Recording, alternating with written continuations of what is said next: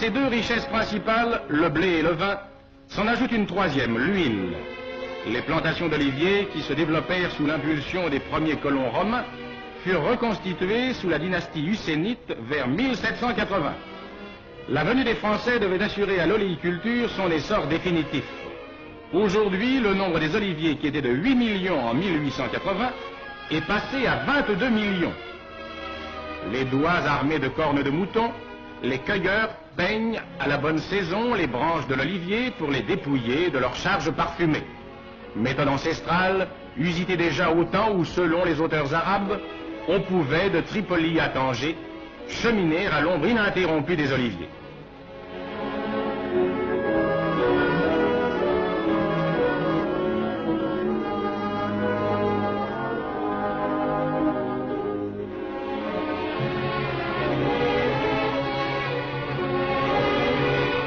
La transformation de l'olive en huile est accomplie dans des huileries où se mêlent aujourd'hui les méthodes traditionnelles et les formules les plus modernes.